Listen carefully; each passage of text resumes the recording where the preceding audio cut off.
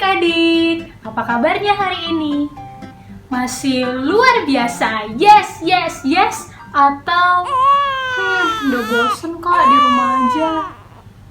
Walaupun kita selama berminggu-minggu ini masih ibadah di rumah aja secara online, tapi kakak percaya adik-adik masih bersemangat, masih bersukacita, dan kabarnya pasti luar biasa, yes, yes, yes! Sekarang kita mau memuji Tuhan, kita mau katakan, memuji Tuhan selalu. Adik-adik kakak undang untuk bangkit berdiri. Ayo berdiri yang tegak, jangan males-malesan. Dikeluarkan suaranya. Ayo kita nyanyi.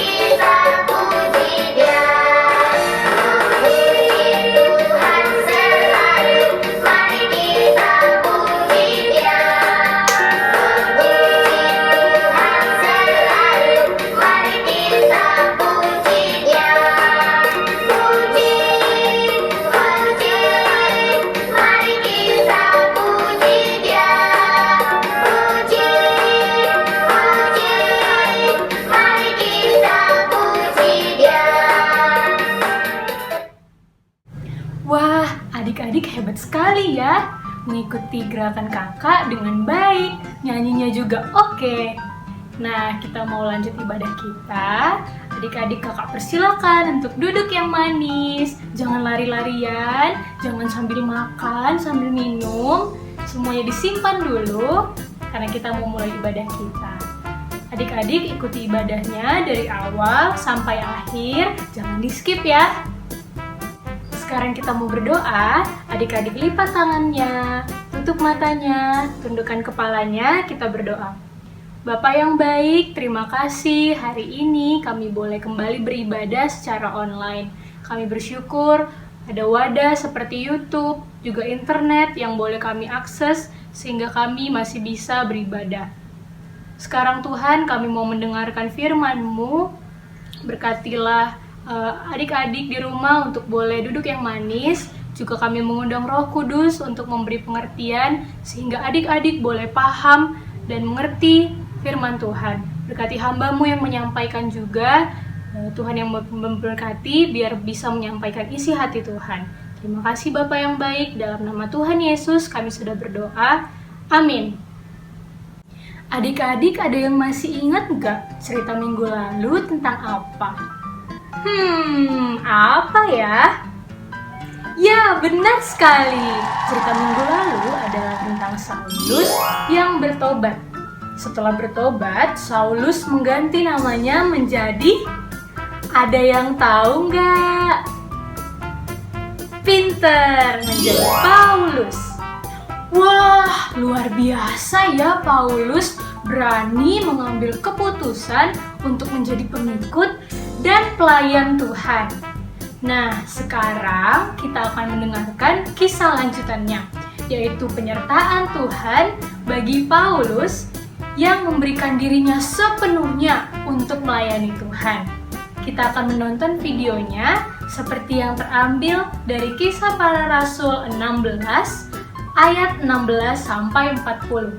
Selamat menonton.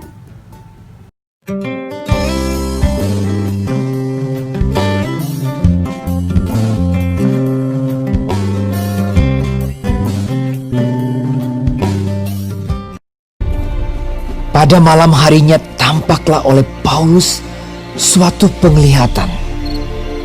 ada seorang Makedonia berdiri di situ dan berseru kepadanya, katanya, "Menyeberanglah kemari dan tolonglah kami."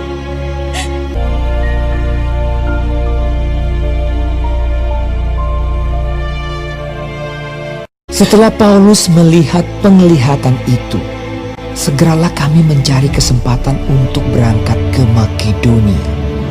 Kami ke Filipi, kota pertama di bagian Makedonia ini.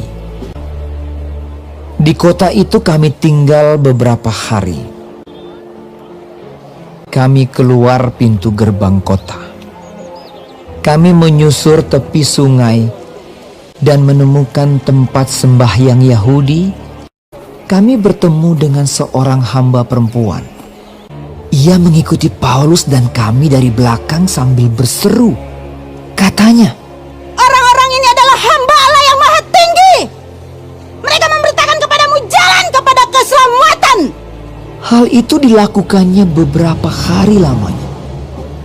Tetapi ketika Paulus tidak tahan lagi akan gangguan itu, ia berpaling dan berkata kepada roh itu, "Demi nama Yesus Kristus, aku menyuruh engkau keluar dari perempuan ini."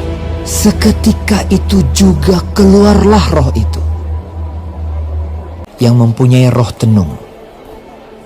Dengan tenungan-tenungannya, tuan-tuannya memperoleh penghasilan besar.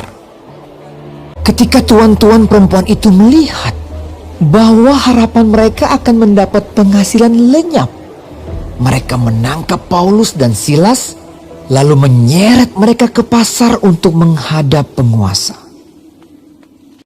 Setelah mereka membawa keduanya menghadap pembesar-pembesar kota itu, berkatalah mereka, katanya, "Orang-orang ini mengacau kota kita ini karena mereka orang Yahudi." Setelah mereka berkali-kali didera, mereka dilemparkan ke dalam penjara. Kepala penjara diperintahkan untuk menjaga mereka dengan sungguh-sungguh. Kepala penjara memasukkan mereka ke ruang penjara yang paling tengah dan membelenggu kaki mereka dalam pasungan yang kuat. Tetapi kira-kira tengah malam Paulus dan Silas berdoa dan menyanyikan pujian-pujian kepada Allah, dan orang-orang hukuman lain mendengarkan mereka. Akan tetapi terjadilah gempa bumi yang hebat, sehingga sendi-sendi penjara itu goyah. Dan seketika itu juga terbukalah semua pintu dan terlepaslah belenggu mereka semua. Ketika kepala penjara itu terjaga dari tidurnya dan melihat pintu-pintu penjara terbuka, ia menghunus pedangnya hendak membunuh diri karena ia menyangka bahwa orang-orang hukuman itu telah melarikan diri. Tetapi Paulus berseru dengan suara nyaring, "Jangan celakakan dirimu, sebab kami semuanya masih ada di sini." Kepala penjara itu menyuruh membawa sulung, lalu berlari masuk dan dengan gemetar ia mengantar mereka keluar sambil berkata, "Tuan-tuan, apakah yang harus aku perbuat supaya aku selamat?" Jawab mereka, "Percayalah kepada Tuhan Yesus Kristus, dan engkau akan selamat, engkau dan seisi rumahmu." Kepala penjara itu membawa mereka dan membasuh bilur-bilur mereka. Lalu ia membawa mereka ke rumahnya dan menghidangkan makanan kepada mereka. Lalu mereka memberitakan firman Tuhan kepadanya dan kepada semua orang yang ada di rumahnya. Dan ia sangat bergembira bahwa ia dan seisi rumahnya telah menjadi percaya kepada Allah. Seketika itu juga ia dan keluarganya memberi diri dibaptis. pembesar-pembesar kota telah menyuruh melepaskan kamu. Jadi keluarlah kamu sekarang dan pergilah dengan selamat. Lalu mereka meninggalkan penjara itu. Berangkatlah kedua rasul itu.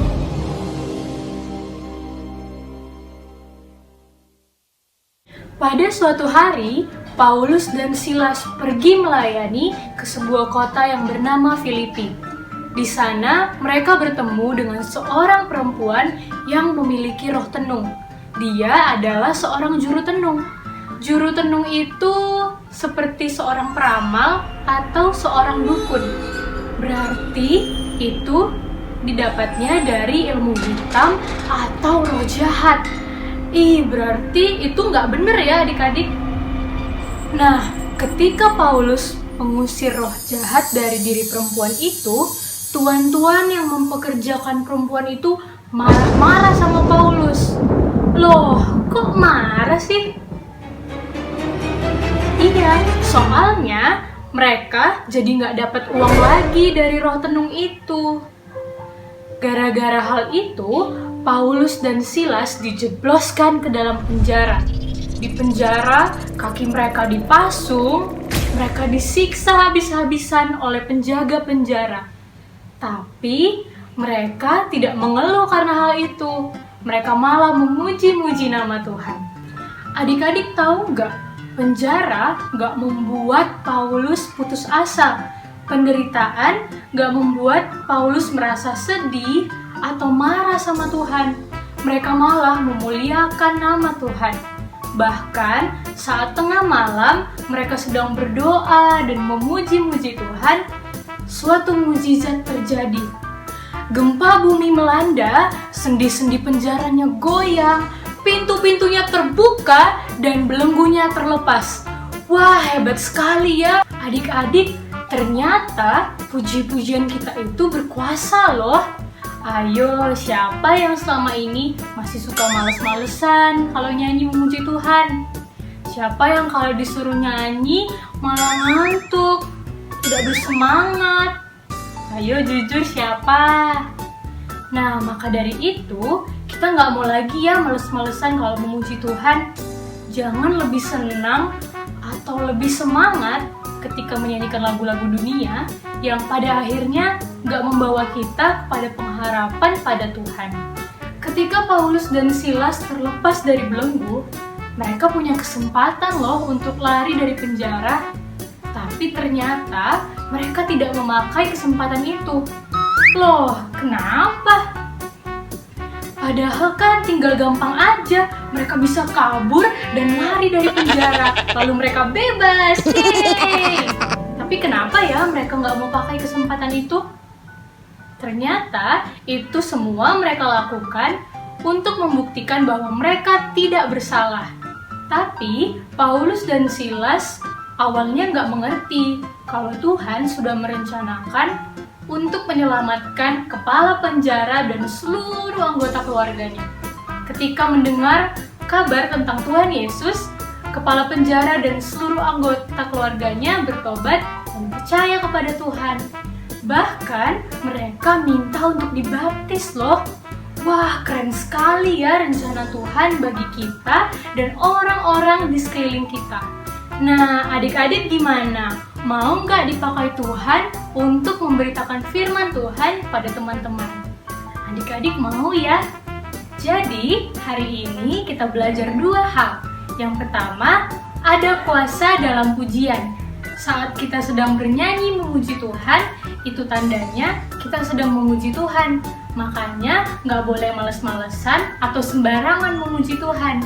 Kita harus memuji Tuhan dengan semangat, dengan sepenuh hati kita, dengan suara yang jelas dan hati yang tulus. Yang kedua, rencana Tuhan selalu yang terbaik. Tuhan selalu punya rencana yang terbaik untuk kita dan orang-orang di sekeliling kita.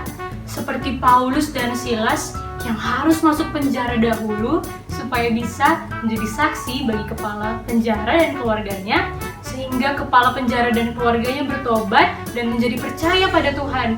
Jadi, apa yang menurut kita awalnya nggak baik, nggak nyaman, belum tentu berakhir tidak baik. Kalau sekarang adik-adik masih harus di rumah dulu karena pandemi COVID-19, gak apa-apa. Kalau sekarang adik-adik disuruh papa atau mamanya belajar, jangan main game seharian, juga gak apa-apa. Itu semua untuk memproses adik-adik menjadi orang yang lebih baik nantinya. Sekarang kakak ingetin lagi ya, rencana Tuhan pasti selalu yang terbaik. Makanya adik-adik gak boleh ngeluh ya. Nah, sekarang kita mau menghafal ayat hafalan. Adik-adik boleh diambil Alkitabnya. Kita buka dari Efesus 5 ayat 19b. Efesus 5 ayat 19b. Bernyanyi dan bersoraklah bagi Tuhan dengan segenap hati. Sekarang kita coba menghafal ya. Adik-adik yang sudah hafal boleh ditutup Alkitabnya. Efesus 5 ayat 19b.